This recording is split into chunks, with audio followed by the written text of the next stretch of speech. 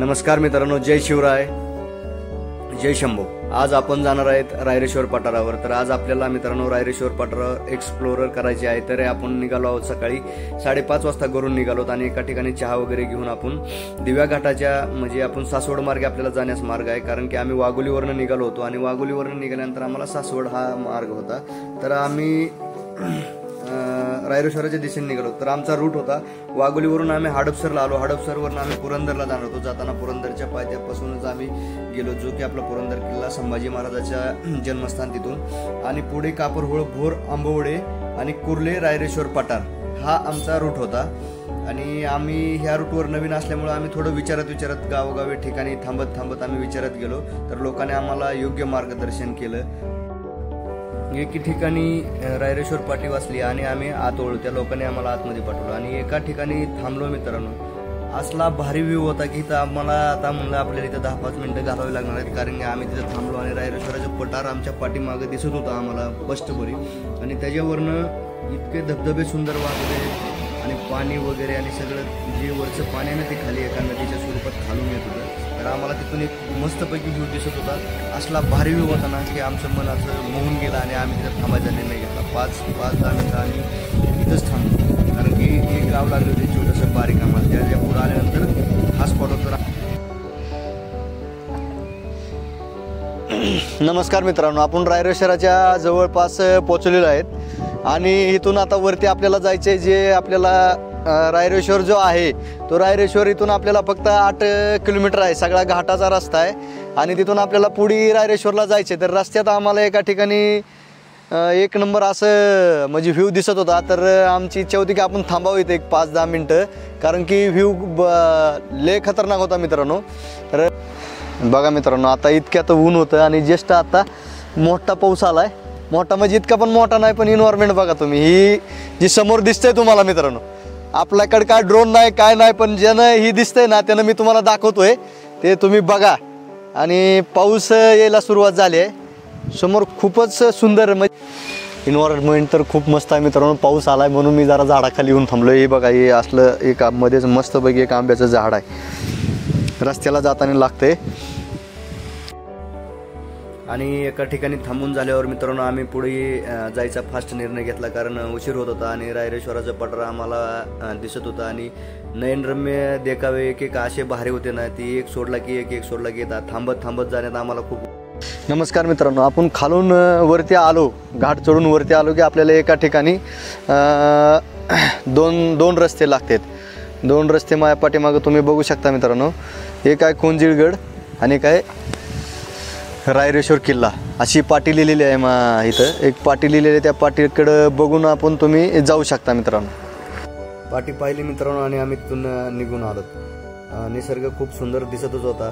ॲक्च्युअलमध्ये अशा ठिकाणी एका ठिकाणी येऊन पोहोचलो जिथून असं ॲडव्हेंचर टाईप गाडी चालवण्यात इतकं भारी, दोन्ही साईडला डोंगर असे खोल गेलेले, एक डोंगराची सर होती, त्याच्यावरनं समोर जायचं होतं जे पठाराकडे रस्ता जात होता। असलं ॲडव्हेंचर टाईप मला तर वाटत होतं बाबा, गाडी चालवताना खतरनाक होतं। तिथून आता इथं आपला ट्रेक चालू होतोय हे तिथून हे तुम्ही बघू शकता। आता इथं पूर्ण असं धुकं आल्यामुळे काहीच दिसत नाही मित्रांनो। इथं पार्किंगची वगैरे व्यवस्था आहे आणि इथे 1-2 हॉटेल वगैरे आहेत, तर तिथं आपण चहा वगैरे पिलोत आणि तिथून आपल्याला वरती जायचं। तर ही आता पूर्णपणे धुकं असल्यामुळे आता काही दिसत। किल्ल्याच्या जवळ आल्यावर आपल्याला अशी पाटी पाहायला मिळते, तुम्ही बघू शकता। तर चढताना सुरुवातीला मित्रांनो आपल्याला एक छोट्याशा अशा पहिल्या कातळात पडण्यासाठी किंवा बांधलेल्या अशा पायऱ्या लागतात। ह्या पायऱ्या तुम्ही बघायच्या, जायचं धुकं खूप आहे, धुकं असल्यामुळं जरा अवघड आहे। आपण अशा एका ठिकाणी येऊन पोहोचतो मित्रांनो जिथून ट्रेकला सुरुवात होते, तिथून पायऱ्या सुरू होतात। पायऱ्या अशा सिमेंट कॉन्क्रीटने व्यवस्थित बांधलेल्या आहेत मित्रांनो, त्यामुळे ह्या पायऱ्यावरनं जाताना असं घसरण्याचे वगैरे काय धोका नाही, पण त्याच्या खाली घसरण्याचा धोका होता। व्यवस्थितरित्या पायऱ्या सिमेंट कॉन्क्रीटने व्यवस्थित बांधलेल्या आहेत, त्यामुळे चढायला काही हरकत नाही। मित्रांनो पाऊस असल्यामुळं आपल्याला काय बोलता येणं गेला, बोलायला आवाज काय येता गेला, आपल्याला असं स्टेप लागते, स्टेप जावं लागते। आता थोडंसं वातावरण साफ झालंय, पूर्णपणे फॉग आहे मित्रांनो, पूर्णपणे।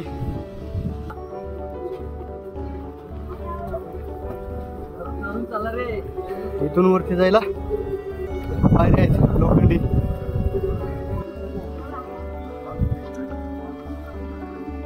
शिडीवरून एका वेळेस एका बाजूनेच लोक येऊ शकतात. जिथं लोखंडी पायऱ्या सुरू होतात तिथून नजर खाली गेले मित्रांनो, असला खतरनाक व्ह्यू होता. आणि वाऱ्याचा वेग इतका होता, वाऱ्याचा आवाज सध्या येत असेल तुम्हाला व्हिडिओमध्ये बघा. आणि वरून जिथं आपण गाडी पार्किंग केली ना तिथला व्ह्यू इतका खतरनाक आणि इतका भारी दिसत होता. 2 मिनिटं तिथं थांबलो आणि तो व्ह्यू मी पाहतच राहिलो, कारण की वाऱ्याचा वेग आणि वाहणारे जे ढग वगैरे आहेत ना ते इथून दिसणारे एकदम खतरनाक दिसत होते मित्रांनो, एकदम भारी. मोठ्या शिड्या चढून आल्यानंतर परत वरती छोट्या शिड्या आहेत. ती छोट्या म्हणजे खूपच छोट्या आहेत, एका वेळेस एकच माणूस जाऊ शकतो अशा शिड्या. एवढं चालून आल्यानंतर मित्रांनो वर एक आपल्याला स्टेप दिसतात, म्हणजे चालत जायला क्यूब लावलेले आहे. त्या क्यूबच्या वाटेने आपण डायरेक्ट मंदिरापर्यंत जाऊ शकतो. असा स्पष्ट आणि सपाट भूभाग चालू झालेला आहे आपल्याला. ह्या ठिकाणावरून आपण सरळ चालत जाय. चढाई संपलेली आहे, कुठेही चढायची गरज नाही, काय नाही. एकदम सपय असं पठार असं पूर्ण सपय. आणि जो रस्ता आपल्याला दाखवलाय पुढे, म्हणजे जे रस्ता आपल्याला पुढे दाखवलाय त्या रस्त्याने सरळ सरळ चालत जायचं, आपण मंदिरापर्यंत जाऊ शकतो. आणि धुकं इतकं दाट होतं ना त्या दिवशी, काय पुढचं काय दिसत नव्हतं मित्रांनो, काहीही दाखवता येत नव्हतं किंवा काही नाही. खतरनाक धुकं होतं. काय आहे काय नाही काही दिसत नाही. अरे पण इथे एक मोटरसायकल आणली आहे बाबा कुणीतरी. अरे बाप, हे आजूबाई आहे. दाखवतो मित्रांनो, कुणीतरी वरती मोटरसायकल आणली आहे. मोटरसायकल आहे इथे वरती गाडतो इथल्या प्रॉपर लोकांची असेल मित्रांनो. ही बघा आपल्या वरती किल्ल्यावरती मोटरसायकल मला पण आश्चर्य वाटतं. वारं असं पूर्णपणे मित्रांनो खूप पाठीमागे खेचते. पठार तर खूप बघण्यासारखं दिसतंय मित्रांनो, पण काय दिसायला गेलं धोका असल्यामुळे काहीच समजत नाही. तर हे ट्रेक म्हणजे खतरनाक ट्रेक पाहिजे, एक ट्रेक झाला मित्रांनो. कारण कसं आहे, काही न दिसताना करायची गोष्ट, वारं बी खूप आहे. खतरनाक म्हणजे खतरनाक तुम्हाला आता ऊन पडलंय. अरे बापरे, तळ आहे आधी पाणी येतं, पाणी पाणी पाठीमागं बघा आम्हाला काय दिसलं नव्हतं मित्रांनो. तरी पण पाणी आहे, तळ आहे एक छोटंसं, ते आता दिसलंय मित्रांनो. एका दादाला विचारलं तरी ते एक प्रॉपर तळ आहे, डॅम. आणि ह्या डॅमचा जी भराव आहे त्या भरावरूनच आम्ही चालवतो. पूर्णपणे असा एक डॅम फुल भरला आहे. आता पलीकडलं काय दिसत नाही, पण माझ्या पाठीमागं थोडं पाणी दिसत असेल बघा. तरी डॅम आहे, खूप मोठा नाही मित्रांनो, पण छोटासा एक तळं होतं. तळं जे आपण शेततळं वगैरे असते अशा टाईपमध्ये एक तळं होतं. ते तळ्यात पाणी साचलं होतं भरपूर, म्हणजे फुल झालं भरपूर. तर ते वाहत होतं आणि तिथं शेजारी मुलं व्हिडिओ वगैरे काढत होती. तर त्याचं वातावरण आणि तिथलं बघून ते दृश्य असं खूप, म्हणजे किती खोल आहे काय याचा काय अंदाज नव्हता बरं का. पण तळं मात्र मस्त होतं. तिथं स्थानिक लोक ह्याचा प्रॉपरपणे वापर करत असतील.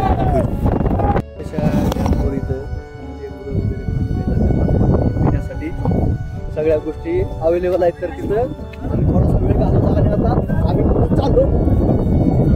गारव्यात थंडी थंडी थंडी वाजते खूप. आजूबाई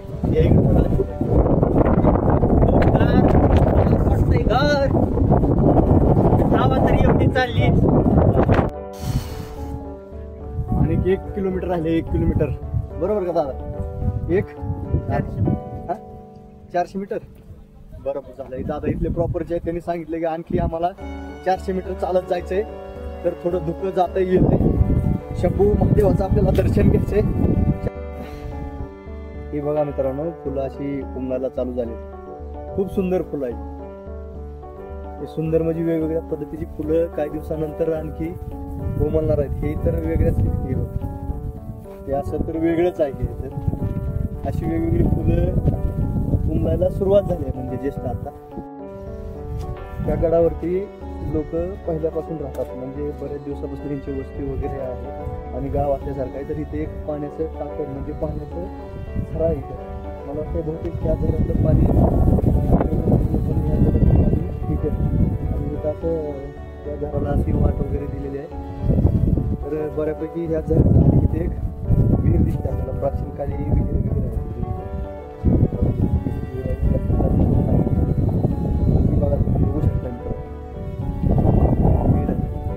विहिरीचं पाणी इथली लोक बहुतेक उन्हाळ्याच्या दिवसात वगैरे पितात.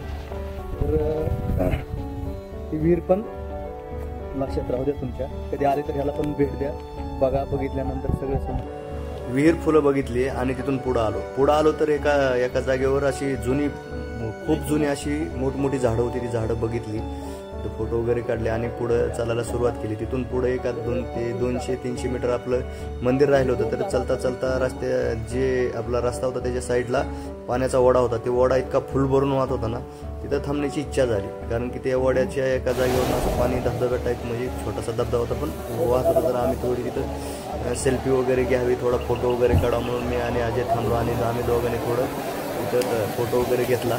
आणि पुढचा मार्ग चला उशीर होतोय म्हणून आम्ही तिथून पुढं निघालो.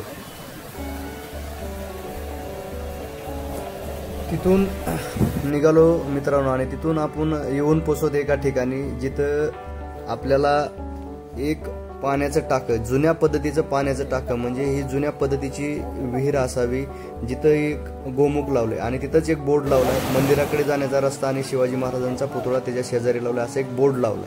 तर हे कुंड खूप जुनं असणार आहे मित्रांनो, कारण इथे एक गोमुख लावलंय. एक गोमुख होतं आणि गोमुखातनं पाणी वाहत होतं आणि गोमुखातनं पाणी वाहून ती कुंड भरपूर असं भरलं होतं. म्हणजे पूर्णपणे त्याची लेवल संपली होती आणि तिथून पुढे ते पाणी कुंडाच्या पासून एक वरती 4-5 स्टेप म्हणजे 4-5 पायऱ्या आहेत. त्या 4-5 पायऱ्या चढून आल्यानंतर आम्हाला दर्शन झालं ते रायरेश्वराचं.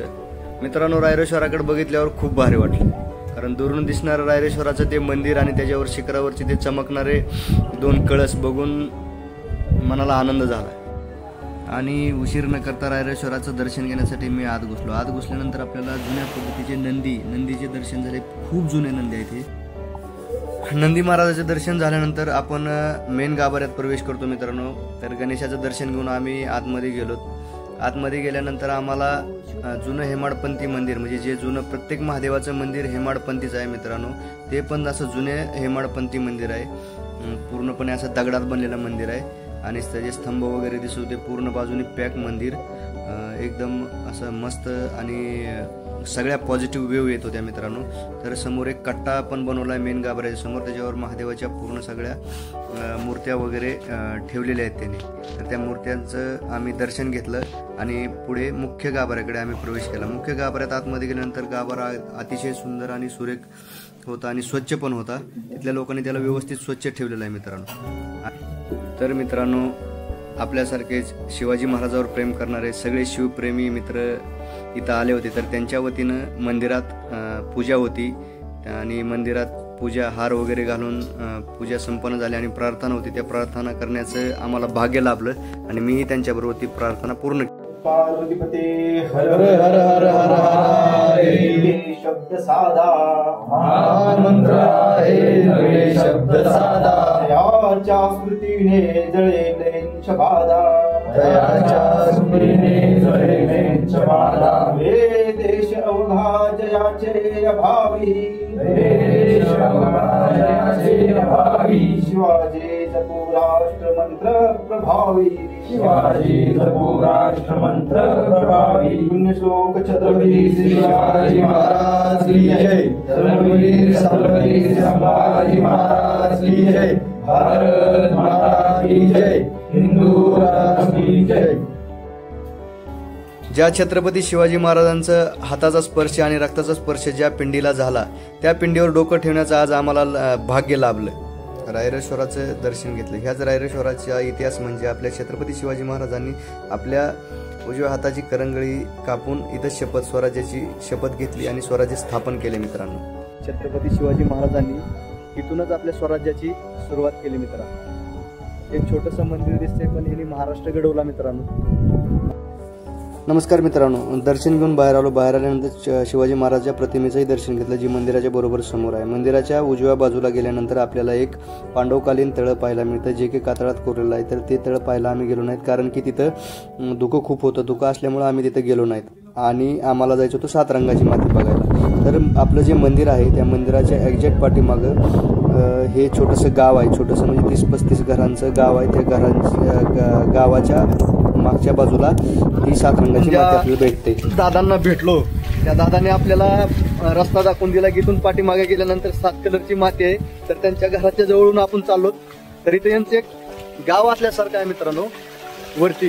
तर इथं सगळी दादाने मित्रांनो आपल्याला सांगितलं होतं की पुढे गेल्यानंतर 2 वाटा फुटतील, तर पाऊल वाटा आहेत. पाऊल वाटा तुम्हाला ओळखता यायला पाहिजे, पाऊल वाटा महत्वाचे आहेत. तर पाऊल वाटेत तुम्हाला मी दाखवतो. पुढे गेल्यानंतर आपल्याला उजव्या म्हणजे ही बघा 2 वाटा आहेत. तर आपल्याला उजव्या बाजूने जायचे. उजव्या बाजूने गेल्यानंतर आपल्याला तिथं 7 रंगाची माती पाहायला मिळते. बघूया जाऊन कोण आहे का, आपल्याला तर काय समजणार नाही, तरी पण शोधण्याचा प्रयत्न करू आपण. इतक्या उंचीवर वरती राहायचं आणि शेती वगैरे करायची आणि त्याच्यावर उदरनिर्वाह करायचा, तर खरंच ही खूप आत्ताच्या म्हणजे ह्या युगात अशी गोष्ट करणे म्हणजे खरंच खूप भारी म्हणली पाहिजे. कारण की आत्ताचं जग असं लांब गेलं आणि तरी पण लोक अशी पण कोण राहू शकते बघा मित्रांनो. तर आणि ती सुखा समाधाने आणि आनंदाने आहेत. असं एक गोटा लागेल म्हणल्या, गोटा लागल्यानंतर गोट्यापाशी आपल्याला ती 7 रंगाची माती पाहायला मिळणार आहे. 7 रंगाची माती आपल्याला भेटते का नाही ती बघावं लागेल. कारण की आपल्याला तर ओळखू येते नाही येत, कारण की धुका आहे, पाऊस आहे. पावसात सगळ्या वेगवेगळ्या गोष्टी असल्यामुळे कदाचित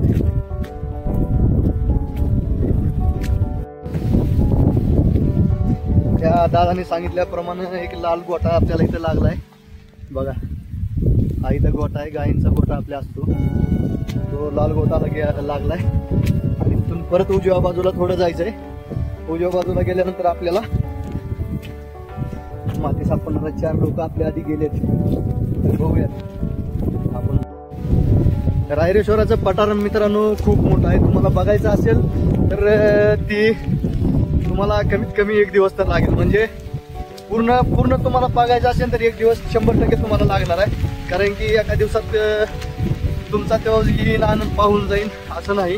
आणि दुसरी गोष्ट सांगतो की पाऊस संपल्यानंतर म्हणजे पाऊस संपला की तुम्ही बघायला या. कारण की धुक्यात बऱ्याच गोष्टी दिसत नाहीत. तर मित्रांनो आपला रस्ता बरोबर आहे. कारण की इकडूनच माती पाहून आलेली लोक आपल्याला दिसलेले आहेत. कारण की आम्ही दोघं चाललो, त्याच्यामुळे मला काय करता येत नव्हतं. आम्हाला एका ठिकाणी मुलं भेटली की ती माती पाहून आलती आणि 10 मिनिटं चालत राहिलो पुढं, तर परत दुसरी एक 4-5 माणसाची टोळी भेटली. त्या माणसाने आम्हाला सांगितलं की आहे तुम्ही बरोबर रस्त्याने चालत आहेत, तर तसंच पुढे चालत राहा. तर ते पठार पाहत आम्ही दोघं हसत खेळत जात होतो मित्रांनो तसंच पुढं. तर पठारामध्ये असे धुकं यायचं जायचं आणि सुंदर असे नजारे बघायला मिळायचे. म्हणजे भारी नजारे बघायला मिळायचे. त्या नजाऱ्यात फुलं बिलं आणि नुकतीच काय फुलं आली नव्हती, पण ती फुलाचा टाइम म्हणजे फुलाची झाडं वगैरे यायला चालू आहे. त्याच्यामुळे आणखीन काय फुलं नाहीत, कुठल्या फुलाला फुलं वगैरे आलेत. तर एक लहान 1-2 चिमुरडे आम्हाला तिथे भेटली. ती म्हणले की बरोबर आहे, चाललेला रस्ता तुमचा जो आहे तो योग्य आहे, ही काय चुकीचा नाही, ह्या रस्त्याने तुम्ही सरळ जावा जी पायवाट दिसते त्यांनी. तर ती दोघं मुलं तिथलीच होती, त्यांनी आम्हाला व्यवस्थित वाट दाखवली. गाईड बीड आमच्यासोबत कोण नसल्यामुळे आम्ही पाहत कधी धुक्यात कधी असं तसं काय म्हणजे दिशादर्शक काय नव्हतं. आणि थोडा वेळ चालून झाल्यावर मित्रांनो आम्ही एका ठिकाणी पोहोचलो. तिथं लिहिलेलं होतं की 7 रंगाच्या मातीकडे जाण्याचा मार्ग. तर आम्ही कन्फर्म झालो की इथून आपला जो मार्ग आहे तो बरोबर आहे. आता जर माती नाही सापडली आम्हाला तर आम्ही थेट माघारी जाणार. कारण की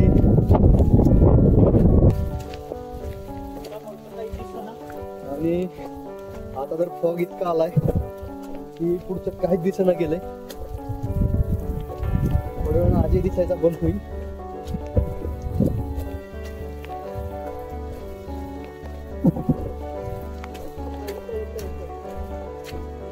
मित्रांनो अखेर आपण 7 रंगाच्या मातीपाशी पोहोचलो असं वाटतंय. कारण की खड्डे कुठे आहेत आणि ते बोर्ड लावलेला आहे 7 रंगाची माती म्हणून. अरे वा मित्रांनो, तुम्ही बघू शकताय इथे. मी तुम्हाला दाखवतो. ही 7 रंगाची माती तर इथं असा खाली झाला मित्रांनो. 7 रंगाची अशी विविध कलरची माती तुम्हाला बघा एकाच ठिकाणी पाहायला मिळते. ही तुम्हाला लाल जरा वेगळी, परत ही तुम्हाला ही वेगळी. ही पण मातीच आहे, खडक नाही मित्रांनो, मातीच आहे. परत तुम्हाला लाल कलरची माती, पुन्हा जांभळ्या कलरची माती, अशा बऱ्याच म्हणजे 7 कलर तर दिसते. त्या ऍक्च्युअलमध्ये 7 कलर आहेत, पण 7 पेक्षा पण जास्त कलर आपल्याला या मातीत इथं पाहायला मिळतात मित्रांनो. बघू शकता मित्रांनो, खरंच सुंदर आहे. आजोबा आहे आजोबा. म्हणजे असं एकाच ठिकाणी एकाच म्हणजे माती आपल्याला बघायला मिळू शकते मित्रांनो, पण एकाच ठिकाणी सगळ्या प्रकारच्या माती बघायला मिळू शकत नाही. ही तुम्ही बघू शकता. ही वेगळीच माती आहे. तिथून आल्यानंतर ही वेगळीच माती आहे. ही जांभळ्या कलरची दिसते का तुम्हाला? आणि जांभळा कलर ही बघा, ही जांभळ्या कलरची झाल्यानंतर ही व्हाईट कलरची झाल्यानंतर तुम्हाला तिकडे आपली लाल माती वगैरे दिसते. लाल माती बरेच मोठे. तरी बघूया आपण पुढे जाऊन वगैरे काही नाही. ही माती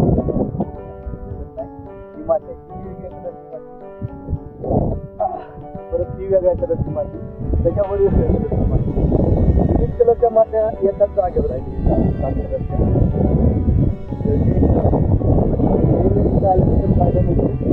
सारख्या मात्या ऍक्च्युअल मध्ये इथं आहेत. 7 किलोची माती पाहिजे आपण आता. आणि आता आपण परत जाणार आहोत.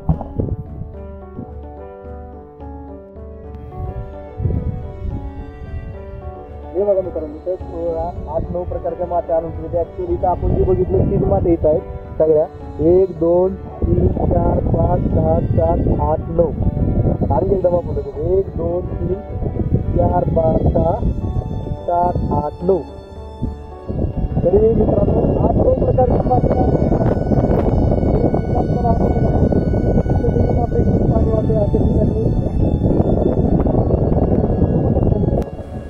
मित्रांनो, इथं सगळे आपल्याला जे दिसतेत सगळे थोडे थोडे ठिकाणी, तर ती प्रत्येक वेगवेगळी माती आहे. आणि ती वेगवेगळी माती विशिष्ट प्रकारची आहे. आणि 7 कलरच्या मात्या प्रॉपर इथं आहेत. जे तुम्हाला समोर दिसत आहे तिथंच ते सगळ्या माती आहेत ऍक्च्युअलमध्ये. तर ते तुम्ही बघू शकता मित्रांनो. वातावरण व्यवस्थित झाल्यामुळे ते तुम्हाला स्पष्टपणे दिसत आहे. 7-8 कलरच्या म्हणजे 8-9 कलरच्या मात्या ऍक्च्युअलमध्ये 7 कलरची म्हणले जाते, पण 8-9 कलरच्या मात्या मी तर बघितल्यात. तर मित्रांनो, आपण जाऊन आहोत 7 कलरच्या मातीकडे. रायरेश्वर पठारावरील सगळ्यात प्रमुख आकर्षण असणारी 7 कलरची माती आपण तिथे जाऊन आलेलो आहोत.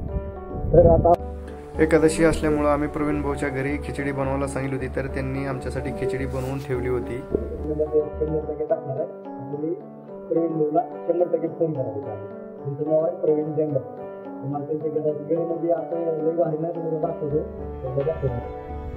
आपले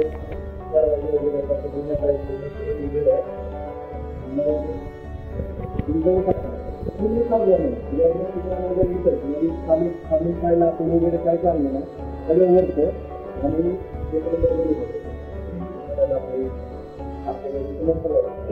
लसरी वगैरे तर मस्त आहे. तर काय प्रोफेशनल मध्ये असं भारी नाही, पण इथं भारी म्हणजे एक नंबर भारी आहे. कारण तुम्ही आलं की आपल्या प्रवीण भाऊला फोन करा. प्रवीण भाऊचा मी नंबर खाली ह्याच्यात टाकून देतो आणि आपल्याला फोन करून देतो. खरंच भारी वाटतं प्रवीण भाऊला. दुसऱ्यासारखं वाटलं नाही, घरच्यासारखं वाटलं. एक नंबर. नमस्कार मित्रांनो, आपली ट्रेक संपलेला आहे आता. तर आपण आता गड्याच्या पायथ्याला आलो. तर रायरेश्वराचा पठार आपण फिरून बघितलं मित्रांनो. तर पाऊस आणि धुकं खूप असल्यामुळं जेवढं शक्य होईल तेवढं आपण चेक केलंय. म्हणजे जेवढं शक्य होईल तेवढं आपण बघितलंय आणि दाखवायचा प्रयत्न केला आहे. तर आता जस्ट आम्ही पार्किंगमध्ये पोहोचलो. तर आता हे आपण बघू शकता आपल्या बाईकपाशी आपण जस्ट पोचलेलो आहोत. बाईकचा एकदम चकाचक धून निघलेली आहे. आणि आता आपल्याला परतीच्या मार्गाने निघायचं आहे मित्रांनो. तर चुकून एखादा शब्द वगैरे चुकीचा गेला असला बोलता बोलता तर तिथं तो इग्नोर करून टाका आणि मला माफ करा. कारण घाई गडबडीत बोलावं लागतं मित्रांनो. तर एखाद्या वेळेस चूक होऊ शकते. Thank you so much. फिर मिलेंगे अगले ट्रेक में. जय हिंद, जय महाराष्ट्र.